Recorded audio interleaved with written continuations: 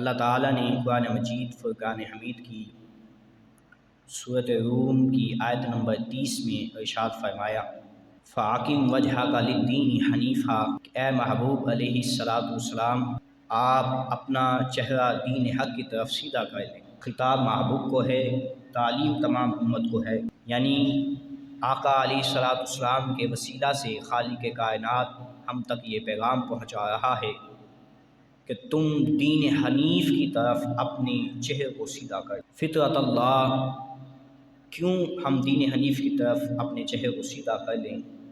رب فرماتا ہے یہ اللہ کی فطرت ہے، اللہ کی بنائی ہوئی چیز ہے۔ التی فطر الناس علیہا، پس لوگ تم اللہ کی اسی فطرت پہ قائم ہو جاؤ۔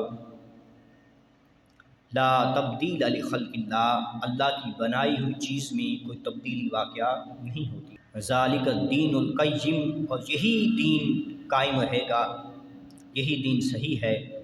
ولکن اکثر الناس لا یعلمون، لیکن بہت سے لوگ ایسے ہیں جو اس بات کا علم نہیں رکھتے۔ اس آیت میں اللہ پاک نے چند چیزوں کا ذکر کیا ہے، چند جہتوں سے، وہ انشاءاللہ ایک ایک کر کے بیان کروں گا۔ فَأَقِمْ وَجْهَكَ لِلدِّينِ حَنِیفًا، پہلی چیز، محبوب آپ اپنا چہرہ دین حق کی طرف سیدھا رکھیں۔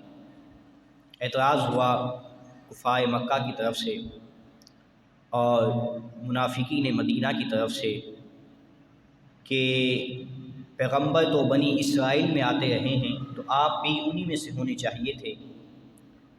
محبوب کی ذات غمزدہ ہو جاتی تو اللہ فرماتا ہے فَأَقِمْ وَجْهَكَ لِلدِّينِ حَنِیفًا، اے محبوب آپ نے پریشان نہیں ہونا، جس تبلیغ کے لیے ہم نے آپ کو بھیجا ہے آپ نے وہ عمل جاری رکھنا ہے۔ فَأَقِمْ وَجْهَكَ لِلدِّينِ حَنِیفًا، بس آپ اپنا چہرہ دین حنیف کی طرف سیدھا رکھیں۔ یہ جو کہتے ہیں کہنے دیں، آپ اپنا چہرہ مبارک دین حنیف کی طرف سیدھا رکھیں۔ فطرت اللہ، چونکہ یہ اللہ کی فطرت ہے، اللہ کی ابتداءً جو چیز بنانے والی ہے وہ فقط دین اسلام ہے۔ تیسری جو چیز خالق کائنات نے بیان فرمائی ہے وہ یہ ہے لا تبدیل لخلق اللہ، اللہ جس چیز کو بنا دیتا ہے پھر اس میں تبدیلی واقعہ نہیں ہوتی۔ اب فطرت اللہ جو لفظ اللہ نے استعمال کیا ہے، اس میں لفظ ہے فطرت، اس کا کیا معنی ہے اور یہ کیوں اللہ نے استعمال کیا ہے؟ صحیح بخاری کے اندر اس کی وضاحت موجود ہے کہ فطرت سے مراد کیا ہے، یہ لفظ استعمال کس لیے ہوا۔ محبوب علیہ السلام نے ارشاد فرمایا ما من مولود الا یولد علی الفطرۃ، کہ خالق کائنات جل جلالہ جب بھی کسی شخص کو پیدا کرتا ہے، جب بھی کوئی بچہ پیدا ہوتا ہے تو وہ فقط دین اسلام پہ پیدا ہوتا ہے۔ یہاں فطرت سے مراد جو اللہ نے لی ہے وہ ہے دین اسلام، کہ اللہ جب بھی کسی بچے کو پیدا کرتا ہے تو اسے دین اسلام پہ پیدا کرتا ہے۔ فَأَبَوَاهُ يُهُودِيَانِهِ أَوْ يُنَصِّرَانِهِ، پھر جب وہ بڑا ہو جاتا ہے تو ماحول کے مطابق وہ اپنا رنگ جو ہے چینج کر لیتا ہے۔ اگر اس کے والدین یہودی ہوں تو وہ ان کو دیکھتے ہوئے یہودی بن جاتا ہے، اور اگر وہ نصرانی ہوں تو وہی اپنے والدین کو دیکھتے ہوئے نصرانی بن جاتا ہے۔ اللہ پیدا سب کو دین اسلام پہ کرتا ہے۔ آج تک حضرت آدم علیہ نبینا و علیہ السلام سے لے کر صبح قیامت تک جو آخری انسان پیدا ہوگا وہ تمام کے تمام دین اسلام پہ پیدا ہوئے ہیں۔ یہ بعد میں انہوں نے، ان کے والدین نے، ماحول نے ان کا دین تبدیل کر دیا ہو تو وہ ایک الگ بات ہے، اللہ نے انہیں دین اسلام پہ پیدا کیا ہے۔ اب یہاں اعتراض ہوا کہ فطرت اللہ سے تو مراد دین اسلام ہے، اللہ کا دین، اسلام اللہ کا دین ہے۔ اسی آیت کے اگلے حصے میں اللہ فرما رہا ہے لا تبدیل لخلق اللہ، اللہ جسے جیسا پیدا کرتا ہے وہ تبدیل نہیں ہوتی، جبکہ اس حدیث پاک میں یہ واضح طور پہ لکھا ہوا ہے کہ اللہ پیدا ہر کسی کو اسلام پہ کرتا ہے لیکن بعد میں وہ تبدیل ہو جاتا ہے۔ تو یہ اعتراض وارد ہوا کہ ان دونوں باتوں میں سے صحیح بات کون سی ہے کہ اللہ جب پیدا ہی اسلام پہ کرتا ہے تو پھر اس کا جو مذہب ہے وہ چینج کیوں ہو جاتا ہے، اور لا تبدیل لخلق اللہ سے مطلب کیا ہے کہ اللہ جو فرماتا ہے تبدیل نہیں ہوتی، یہ تو ہو گیا۔ یہ اعتراض ہے خالق کائنات کی ذات پر۔ اس حدیث مبارکہ ما من مولود الا یولد علی الفطرۃ فابواہ یحودانہ او ینصرانہ کا علماء کرام ترجمہ بیان کرتے ہیں۔ اس سے مراد یہ ہے کہ اللہ جس کو چن لے، جس کے دل پر اسلام کی مہر لگا دے، وہ پھر تبدیل نہیں ہو سکتا۔ اللہ جس کو چن لیتا ہے، اللہ جس کے دل میں اسلام کی محبت ڈال دیتا ہے، پیدا ہر انسان اسلام پہ ہوتا ہے، لیکن بعد تک آخری سانس تک جس کے دل پہ اللہ اسلام کی مہر لگا دیتا ہے، لا تبدیل لخلق اللہ، پہ وہ تبدیل ہوتی نہیں ہے۔ تو کتنے خوش بخت ہیں ہم لوگ، اور کیوں نہ ہم اپنے مقدر پہ نازا ہوں کہ اللہ نے ازل سے ہی ہمیں دین اسلام پہ پیدا کیا ہے۔ یہ صرف ہمارا ہی اعجاز ہے۔ دیکھیں ایک انسان مسلمان آج اپنی قسمت پہ غور و فکر تو کرے، کروڑوں لاکھوں اربوں ملین لوگ اس کائنات میں موجود ہیں، آتے رہے جاتے رہے، میں اپنے مقدر پہ نازا نہ کروں، اللہ نے ان کروڑوں میں سے ہی میرے دل پہ دین اسلام کی مہر لگا دی ہے۔ اتنا بڑا اعجاز ہے میرے لیے کہ اللہ نے مجھے ان اتنے کروڑ لوگوں میں سے چن کر دین اسلام میں داخل کر دیا ہے۔ یہ بہت بڑا اعجاز ہے۔ اگر انسان سمجھے، اپنے مسلمان ہونے پر فخر کرے، اور یہ سمجھے کہ مجھے اللہ نے کیا اتھارٹی اور مقام دیا ہے، تو یقیناً اس کا دل باغ باغ ہو جائے گا۔ یہ تھا اسلام کا پس منظر کہ اللہ نے دین اسلام کو کس خوبصورت انداز میں پیدا کیا، بنایا، اس کی تخلیق کی، پھر لوگوں تک پہنچایا۔ اسلام کی ابتدا جب ہوتی ہے، اس سے پہلے محبوب علیہ السلام کی بعثت ہوتی ہے، چونکہ دین اسلام ہے ہی حضور کے صدقے سے، وسیلے سے۔ خالق کائنات قرآن مجید برہان رشید میں ارشاد فرماتا ہے، قل یا ایھا الناس انی رسول اللہ الیکم جمیعا، اے محبوب فرما دیجئے، اے لوگو سن لو، اللہ نے مجھے تمام انسانیت کے لیے رسول بنا کے بھیجا ہے۔ اور بہت سی آیات میں اللہ تعالیٰ نے محبوب علیہ السلام کی بعثت کا ذکر کیا۔ کہیں خالق کائنات محبوب کو ہدایت فرماتا ہے، کہیں محبوب کی ذات کے لیے لفظ نور کا استعمال فرماتا ہے، کہیں محبوب علیہ السلام کی شان کسی اور انداز میں بیان کرتا ہے۔ اس جگہ خالق کائنات نے جو محبوب کی شان بیان کی ہے، وہ شان بھی ایک منفرد ہے اور انوکھا ہی اس کا انداز ہے۔ محبوب ہم نے تمہیں تمام خلقت کے لیے رسول بنا کے بھیجا ہے۔ یا ایھا الناس، تمام لوگ اس کو عرض پہ جب محبوب علیہ السلام نے وادی صفا پہ جا کر توحید حق کا اعلان کیا کہ لا الہ الا اللہ محمد رسول اللہ، اے لوگو آ جاؤ اس رب کی طرف جو خالق یکتا ہے، اس کا کوئی شریک نہیں اور وہی عبادت کے لائق ہے۔ اس دن سے لے کر صبح قیامت کے آخری منٹ تک یہ محبوب کے لیے اعلان ہے، اور یہی خالق کائنات فرما رہا ہے، یا ایھا الناس، اس عرصے میں، اس پیریڈ میں جتنے بھی لوگ پیدا ہوں گے، اللہ سب کو مخاطب کر رہا ہے کہ اے لوگو جان لو، سن لو، انی رسول اللہ علیکم جمیعا، میں نے اپنے محبوب کو تمہاری طرف بھیج دیا ہے۔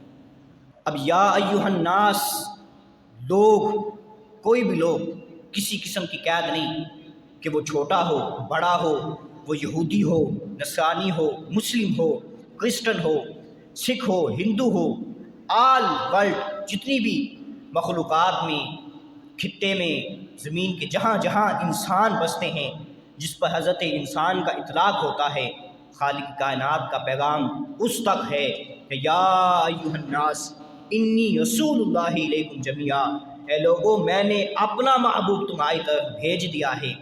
یہ ہے دعوت عام، ہر کسی کے لیے خالق کائنات اسلام کی دعوت دے رہا ہے محبوب کے صدقے سے۔ اور اللہ یہ فرمانا چاہتا ہے کہ دین بہت خوبصورت ہے، آ جاؤ اس کو اپنا لو۔ اس کی صلاحیت یہ ہے، جو دین میں نے بھیج دیا ہے، اس میں کوالٹی، اس میں اللہ پاک نے صلاحیت یہ رکھ دی ہے کہ اس دنیا کا کالے سے کالا بندہ بھی جو اس کو قبول کر لے گا، اللہ اس کے دل کو بھی چمکا دے گا۔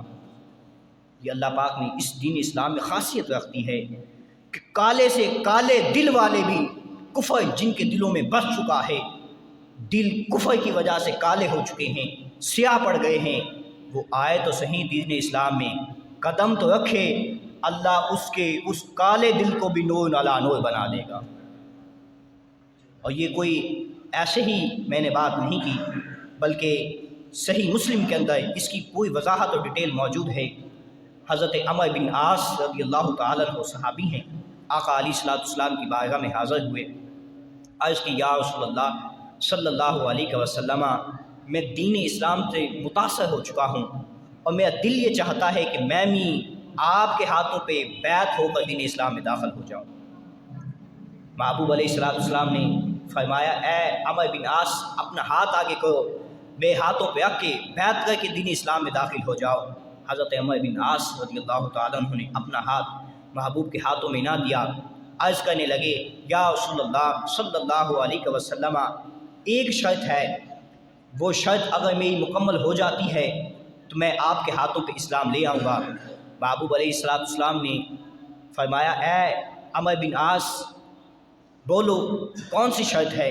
حضرت عمر بن عاص رضی اللہ تعالیٰ عنہ رونے لگے اور عرض کرنے لگے یا رسول اللہ صلی اللہ علیہ وسلم، زمانہ جاہلیت میں نے بہت بڑے بڑے گناہ کیے ہیں، میں نے اللہ کی وحدانیت کو چھوڑ کے بتوں کی پوجا کی ہے، میں نے زندہ بیٹیوں کو بھی درگور کیا ہے، میں نے زنا، شراب، ہر قسم کا بڑے سے بڑا میں نے گناہ کیا ہے، یا رسول اللہ کیا آپ میری اس شرط کو قبول کرتے ہیں کہ میں اگر اسلام لاؤں تو وہ پچھلے سابقہ میرے گناہ معاف ہو جائیں گے؟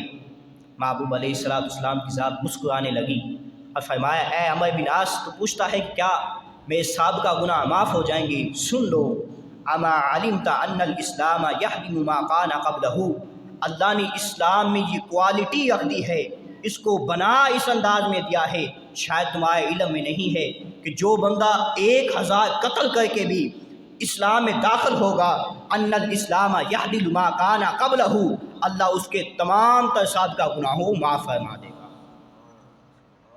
تمام پچھلے گناہ اس کے معاف ہو جائیں گے، اس کا دل پاک ہو جائے گا، اس کا دل نور ہو جائے گا، وہ ایسا ہو جائے گا گویا آج ہی اپنی ماں کی شکم سے پیدا ہوا ہے۔ کتنا بڑا اعجاز ہے دین اسلام کا کہ اتنے بڑے بڑے بلنڈر قسم کے گناہ بھی وہ کرتا ہے کہ جن پہ قابل معافی ہی نہیں، لیکن اللہ کی رحمت دیکھیں، حضور علیہ الصلوۃ والسلام کی شفقت دیکھیں، دین اسلام کی صلاحیت اور اعزاز دیکھیں کہ بڑے سے بڑا مجرم بھی جب دین اسلام میں آتا ہے، دین اسلام کی پالش جب اس پہ لگتی ہے تو ہر قسم کا میل مٹا دیتی ہے۔ کیسا خوبصورت دین ہے، کیسا پیارا دین ہے۔ خالق کائنات نے فرمایا قل یا ایھا الناس انی رسول اللہ علیکم جمیعا، اے لوگو جان لو ہم نے ہدایت اور نور دے کر اپنے محبوب علیہ الصلوۃ والسلام کو تمہاری طرف بھیج دیا ہے، اب تم نے اس پر عمل کرنا ہے، ان کی پیروی کرنی ہے، اگر تم ان کی پیروی کرو گے فلاح پا جاؤ گے۔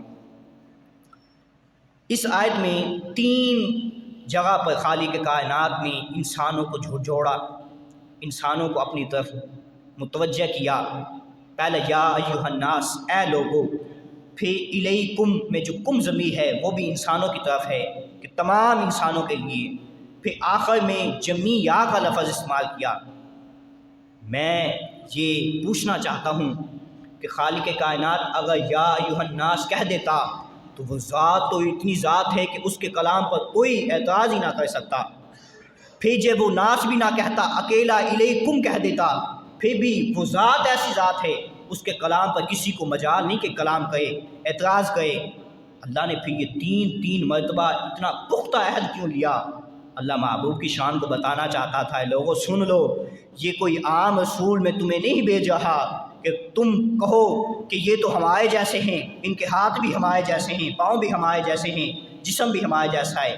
نہ، یہ شان، ان کی تو شان یہ شان ہے کہ اللہ جب ان کی شان کو بیان کرتا ہے 1 مرتبہ نہیں، پھر 3 مرتبہ مخاطب کر کے انسان کو بتا دیتا ہے کہ لوگوں جانو جانو جانو، یہ کوئی عام رسول نہیں بھیج رہا بلکہ اپنے حبیب میں تمہیں عطا کر رہا۔ جمیعہ کا مطلب کیا ہے؟ اس کا مطلب ہے شمولیت کرنا، مشتمل ہو جانا۔ جیسے مثال کے طور پہ ہم مثال دیتے ہیں کہ یہ خیمہ چند افراد پر مشتمل ہے، یا یہ خیمہ، یہ گھر 100 افراد پر مشتمل ہے، یہ خیمہ 1000 افراد پر مشتمل ہے، تو اللہ نے یہاں لفظ جمیع کا استعمال کیا، مشتمل۔ اللہ بتانا یہ چاہتا ہے لوگوں سن لو، اسلام کا دایا کوئی تنگ نہیں ہے کہ اس میں 2 لاکھ لوگ آ گئے تو اب اس کا دروازہ بند ہو گیا، اس میں 5 لاکھ آ گئے تو اس کا دروازہ بند ہو گیا، اس میں اب کروڑ لوگ آ گئے تو اس کا دروازہ بند ہو گیا۔ اللہ فرماتا ہے اس کا دروازہ بند ہونے والا نہیں ہے۔ اسلام کا خیمہ اسلام ہے جو لاکھوں کروڑوں بلکہ صبح قیامت تک ہر انسان پر مشتمل ہے، ہر انسان کو شامل کرنے والا ہے۔ اس کائنات میں جتنے بھی لوگ آ جائیں وہ بس دل سے اسلام کو قبول کریں، اسلام آگے بڑھ کر ان کا استقبال کرنا شروع کریں۔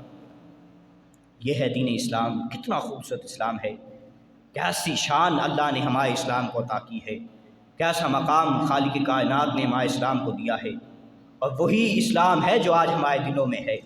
ہم اسی اسلام کے ماننے والے ہیں۔ ہماری پہچان ہی مسلم سے ہوتی ہے کہ ہم ہی وہ لوگ ہیں جنہوں نے اسلام کو اپنے سینے سے لگایا ہے۔ اب شمول جو لفظ استعمال ہوا، مشتمل، اس کی 3 اقسام ہیں۔ پہلی شمول انسانی، کہ یہ اللہ کا جو دین ہے اسلام، یہ ہر انسان کو شامل ہے۔ دوسری بشمول مکانی، کہ یہ جو اسلام ہے یہ ہر مکان کا احاطہ کیے ہوئے ہے، ہر جگہ کا احاطہ کیے ہوئے ہے۔ تیسری جو چیز ہے وہ ہے بشمول زمانی، کہ یہ اسلام ایسا اسلام ہے کہ جو ایک زمانے پہ نہیں، کروڑوں زمانوں کو اپنے اندر لیے ہوئے ہے۔ ان کی ایک وضاحت میں بتا دیتا ہوں۔ بشمول انسانی، کہ یہ کیسے ہر انسان کو اپنے لیے ساتھ جوڑے ہوئے ہے۔ دیکھیں اس کائنات میں کتنی مخلوقات ہیں، کتنے قبائل ہیں، کتنے گروہ ہیں، کتنے انسان ہیں۔ کہیں آپ کو عربی ملے گا، کہیں عجمی ملے گا، کوئی بوڑھا ہے، کوئی جوان ہے، کوئی شباب میں ہے، کوئی بڑھاپے میں ہے، کوئی بچہ ہے، کوئی مرد ہے، کوئی عورت ہے۔ اللہ نے دین اسلام کے حوالے سے اعلان یہ اعلان کیا ہوا ہے کہ اے لوگوں آؤ، عربی ہو پھر بھی آ جاؤ، عجمی ہو پھر بھی آ جاؤ، مرد ہو پھر بھی آ جاؤ، عورت ہو پھر بھی آ جاؤ، بچے ہو پھر بھی آ جاؤ، بوڑھے ہو پھر بھی آ جاؤ، تم اسلام میں آ جاؤ۔ اسلام یہ اعلان کرتا ہے اے انسان تو آ کے تو دیکھ میرے اندر، تو میرے اندر آئے گا، میں تجھے ذرے سے آفتاب اور کانٹے سے گلاب بنا دوں گا۔ تو آ تو صحیح میرے پاس، تو دیکھ پھر میں تجھے کیا مقام دیتا ہوں۔ اور یہی وہی مقام ہے حضرت بلال رضی اللہ تعالیٰ عنہ نے جس کا اظہار کیا، کہا اے لوگوں، حدیث پاک آئی، محبوب نے لوگوں کے سامنے، صحابہ کرام کے سامنے بیان کیا کہ اے صحابہ آج تمہیں ایک بات نہ سناؤں۔ میں واقعہ معراج پہ گیا، معراج کی رات جب جنت میں چل رہا تھا، میں نے وہاں قدموں کی آہٹ کی آواز سنی۔ صحابہ کہنے لگے یا رسول اللہ صلی اللہ علیہ وسلم، وہ ذات کون سی ذات ہے کہ جس کے قدموں کی آہٹ آپ نے جنت میں سنائی دی ہے؟ محبوب نے فرمایا وہ میرا غلام بلال حبشی ہے۔ بلال حبشی کو بلایا گیا، لوگوں نے پوچھا بلال تجھے یہ مقام کیسے ملا ہے؟ کہا بلال کی تو کوئی حیثیت ہی نہیں تھی، یہ تو ایک غلام ہے، کالے رنگ کا ہے، مائے کھاتا رہا ہے، کہاں کہاں اس نے مائے نہیں کھائی، کیسی کیسی مشکلات اس نے نہیں جھیلی۔ اللہ نے جو یہ مقام دیا ہے وہ فقط دین اسلام کی خاطر دیا ہے۔ جب سے میں نے دین اسلام کو اپنے سینے سے لگایا ہے، اللہ نے مقام یہ دے دیا ہے بلال چلتا زمین پہ ہے، قدموں کی آہٹ جنت میں سنائی دیتی ہے۔ یہ فقط جو اعزاز ملا ہے انسان کو، یہ دین اسلام کی خاطر ملا ہے، دین کی وجہ سے ملا ہے، دین کو اپنانے کی وجہ سے ملا ہے۔ اسلام کوئی ایسا دین نہیں ہے، یہ تو شان عطا کرنے والا دین ہے۔ دوسری چیز جو محبوب علیہ السلام نے ارشاد فرمائی وہ ہے شمول مکانی، مکان کے لحاظ سے، جگہ کے اعتبار سے۔ دیکھیں اس کائنات کے کچھ ضابطے ہیں کہ ایک چیز جو پیدا ہوتی ہے اس کے لیے ایک آب و ہوا اور ہوتی ہے، دوسری آب و ہوا اور ہوتی ہے۔ ایک آب و ہوا میں وہ پھلتا پھولتا ہے، دوسری آب و ہوا میں وہ مرجھا جاتا ہے۔ ایک ذات کے لیے ایک چیز تراغ ہوتی ہے، نفع بخشنے والی ہوتی ہے، اور وہی چیز کسی دوسرے مقام پہ جائے تو اس کے لیے وہ زہر بن جاتی ہے۔ ایک بیج ایک ہی ہے، اس زمین میں بویا تو اللہ نے پھل پیدا کر دیا، وہی بیج بنجر زمین پہ جا کے بویا تو وہاں وہ بیج ہی ختم ہو جاتا ہے۔ یہ کائنات کا ضابطہ ہے، اسی طرح ایک اسلام کا بھی ضابطہ ہے، لیکن ایک چیز یہاں کچھ وہاں کچھ ہو سکتی ہے، لیکن اللہ نے اسلام کو شان یہ عطا فرمائی ہے کہ جو بندہ اپنی دل کی زمین پر، اپنے دل کی مٹی میں اسلام کا بیج بو لیتا ہے، جو ہی وہ دل میں بیج بویا جاتا ہے وہ دل بھی باغ باغ بن جاتا ہے۔ اسلام کوئی ایسا بیج نہیں ہے کہ ایک انسان کے دل میں بویا جائے تو کچھ نہ ہو، دوسرے میں بویا جائے تو وہاں پھل پھول اگائیں، نہیں، کائنات میں کالے سے کالا دل کا شخص بھی ہو، محبوب فرماتے ہیں جو دین اسلام کو قبول کر لے گا اللہ اس کے دل کو بھی باغ باغ بنا دے گا۔ یہ ہے محبوب علیہ الصلوۃ والسلام کا لایا ہوا دین اسلام، بڑا خوبصورت دین۔ تیسری چیز محبوب علیہ الصلوۃ والسلام نے بیان فرمائی وہ ہے شمول زمانے کے اعتبار سے۔ دیکھیں اس کائنات میں 1,24,000 انبیاء علیہ الصلوۃ والسلام آئے، ہر نبی کچھ وقت کے لیے آیا، کچھ نبی ایسے ہیں جو 1 مہینے کے لیے آئے، 1 دن کے لیے آئے، 1 ہفتے کے لیے آئے، 1 سال کے لیے آئے، کچھ انبیاء ایسے ہیں کہ جو 1 شہر، 1 بستی، 1 گاؤں کے لیے آئے، اگرچہ ان کی نبوت کامل تھی، دین اللہ کی طرف سے ہی تھا، وہ کتابیں برحق تھی جو ان پر نازل ہوئی تھی، لیکن یہ جو شان اللہ نے محبوب کو عطا کی ہے کہ ہر نبی کی نبوت ایک وقتی طور پر تھی، لیکن قربان جاؤ محبوب تیری عظمت پر کہ تمام زمانے اللہ نے تیرے نام کر دیے ہیں، شرق و غرب تک اب دیکھو تو ایک ہی دین نظر آتا ہے، وہ دین اسلام ہے۔ آج یہ میں بڑے وثوق سے کہہ رہا ہوں، کائنات کا شاید ہی کوئی ایسا خطہ ہو، ایسی گلی ہو، ایسا کونا ہو جہاں اسلام کا ظہور نہ ہوا ہو، بلکہ اسلام کو دیکھنا ہے تو دیکھو آج اللہ نے لاکھوں کروڑوں انسانوں کے دلوں میں دین اسلام کا نور پیدا کر دیا ہے۔ یہ ہے کہ اور یہ نہیں کہ ختم ہو جائے گا، وَرَفَعْنَا لَكَ ذِكْرَكَ کہ محبوب جس دین کو تم لے کے آئے ہو تمہارے وسیلے سے، تمہارے صدقے سے، یہ دین ختم ہونے والا نہیں ہے، بلکہ صبح قیامت تک مزید ہم اس میں اضافہ کرتے چلے جائیں گے۔ موجم کبیر میں آقا علیہ الصلوۃ والسلام نے ارشاد فرمایا وَإِنِّي لَمْ أُبْعَثْ بِالْيَهُودِيِّةِ وَلَا النَّصْرَانِيَّةِ کہ اے لوگو مجھے یہودیت اور نصرانیت کی طرف مبعوث نہیں کیا گیا، نہیں بھیجا گیا، وَلَكِنِّي بُعِثْتُ مجھے بھیجا گیا ہے تو دین اسلام کے لیے بھیجا گیا ہے، دین اسلام کے ساتھ، بالحنیفیتی حنیف دین کے ساتھ، آسان دین۔ حنیف کا کیا مطلب ہے؟ اللہ کا راستہ، اللہ کی سنت، اللہ نے جو تعلیم دی ہے، بابو فرماتے ہیں اللہ نے جو تعلیم پیدا کی ہے مجھے اسی تعلیم کے ساتھ بھیجا گیا ہے، دین حنیف کے ساتھ، سمحا آسان دین کے ساتھ پیدا کیا گیا ہے۔ اس دین میں کوئی مشکل نہیں، یہ دین بہت آسان ہے۔ دیکھیں آپ پچھلی امتوں کے دین ادیان جو ہیں دین باطلہ اور یہ جو دین حق ہے، کمپیریزن کریں اس کا تو آپ کو پتہ چلے گا کہ یہ دین ان دینوں کے لحاظ سے کتنا آسان ہے۔ پہلی قوموں میں جب ناپاکی جسم سے لگ جاتی تھی تو جسم کو داغنا پڑتا تھا آگ کے ساتھ، کپڑے پہ لگ جاتی تو کپڑے کو کاٹنا پڑتا تھا، اگر پانی موجود نہیں تو تیمم کی بھی سہولت نہیں، اور اگر اللہ کی ذات کو سجدہ کرنا ہو، مسجد قریب نہیں تو کروڑہ میل کیوں نہ چلنا پڑے، جا کے سجدہ وہیں ہوگا، قربانی دینی پڑتی تو قربانی کا گوشت خود نہ کھا سکتا، آسمان سے آگ آتی اور اس گوشت کو جلا کے راکھ کر دیتی۔ کتنی سخت شریعت تھی وہ، کتنی سخت احکامات تھے، کتنا سخت عمل تھا کہ کوئی چیز میں بھی نرمی نہیں تھی، لیکن قربان جاؤں اے امت تیرے مقدموں پہ اللہ نے تجھے دین ہی اتنا آسان کر دیا ہے کہ عمل تو عمل رہا کہ وہ مشقتیں وہ تکالیف تو ایک طرف، اللہ نے تیرے دین کو تیرے لیے آسان اتنا کر دیا ہے، تو ایک نظر رحمت سے اپنے والد کی طرف دیکھ لے تو اللہ تجھے مقبول حج کا ثواب عطا فرما دیتا ہے۔ کتنا پیارا دین ہے کہ ابھی مشقت نہیں کی، نماز نہیں پڑھی، روزہ نہیں رکھا، اس کی تکالیف نہیں سہی، میں نے جا کے حج نہیں کیا، یہ عمل بعد کے ہیں، بالکل آسان طریقہ کہ والد نے رہنا تو آنکھوں کے ہی سامنے ہے، لیکن نظر احمد سے جب میں نے اپنے باپ کو دیکھا ہے اللہ نے ایک حج مقبول کا ثواب عطا فرما دیا ہے۔ کتنا پیارا دین ہے، کیسا خوبصورت دین ہے۔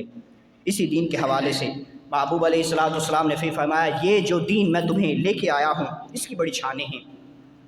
لیکن یہ کوئی عام دین نہیں ہے، اب دین تمہارے پاس آ چکا ہے، اب یہ ذمہ داری تمہاری ہے کہ تم کو میں ایک تعلیم دینے لگا ہوں، اور پھر موازنہ کرنا کہ ہم اس دین کی بتائی ہوئی تعلیمات پہ عمل کر رہے ہیں یا نہیں۔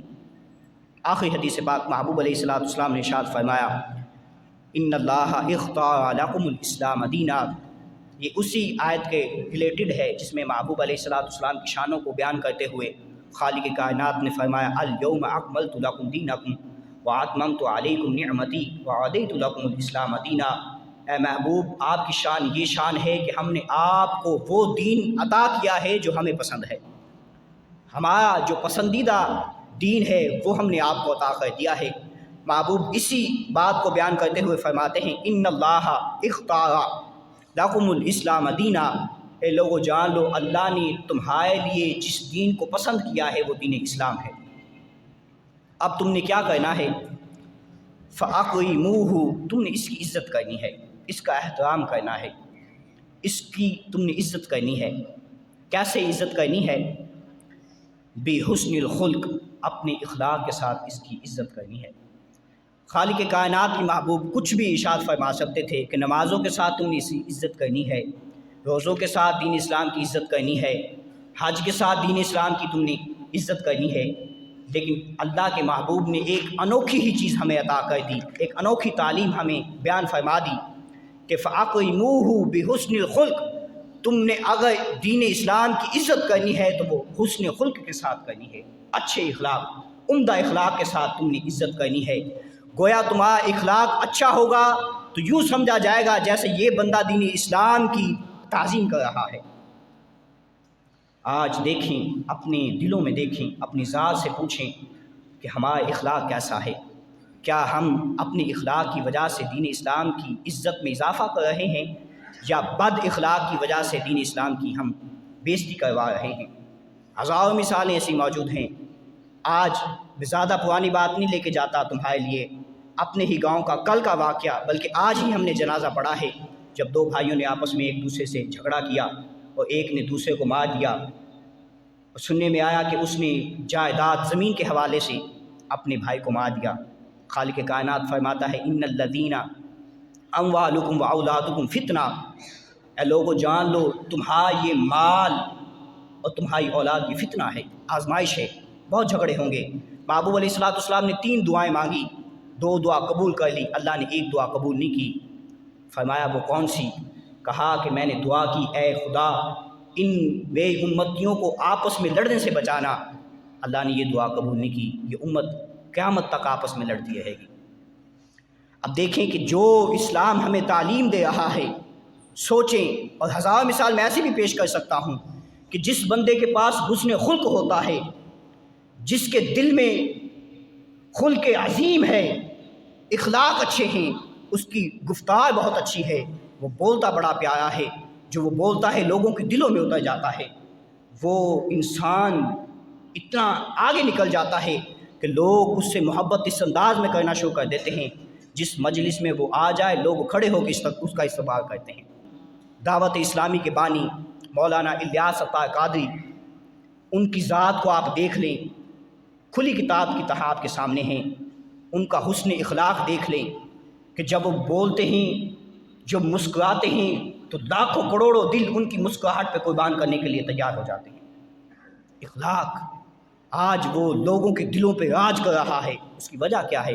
اس کی مسکراہٹ، وہ مسکراتا ہے، کوئی گالیاں بھی دی پھر بھی اس کے چہرے پہ مسکراہٹ ہوتی ہے، کوئی اس کے بارے میں غلط بات کر دے چہرے پہ پھر بھی مسکراہٹ ہوتی ہے۔ یہ ہے حسن اخلاق، حسن خلق، یہی آج ہم نے اپنانا ہے۔ کوئی کچھ بھی کہتا ہے، چند دن کی یہ زندگی ہے، سب نے فوت ہو جانا ہے، کوئی کسی کو کچھ نہیں کہتا، سب بس ایک ہی الفاظ کہتے ہیں، انا للہ و انا الیہ راجعون۔ اس کے بعد ختم کہانی، فَأَقِیمُوهُ بِحُسْنِ الْخُلْقِ، تمہارا اخلاق عمدہ ہوگا، اچھا ہوگا تو اس سے اسلام کو ترقی ملے گی، عروج ملے گا، بلندی ملے گی۔ اگر تم آپس میں ہی لڑتے رہے، تمہارا اخلاق ہی اچھا نہ ہوا، آپس کے معاملات ہی تمہارے نہ سدھر سکے، آپس میں ہی تم گالی گلوچ ہو گئے، منافقوں والی تمہارے اندر وہ عادات آ گئی، تو پھر اسلام کیسے ترقی کرے گا؟ جو اللہ نے پسندیدہ دین تمہیں دے دیا ہے تو تم نے اس کی عزت کرنی ہے، خلق عظیم کے ساتھ کرنی ہے۔ تو آؤ اپنے اخلاق کو اچھا بنا لو، اپنی گفتار کو اچھا بنا لو، اپنے کردار کو اچھا بنا لو۔ اللہ کی قسم کہ تم اپنے اخلاق کو اچھا بناتے چلے جاؤ، اللہ ہر مشکل کو تمہارے لیے آسان فرما دے گا۔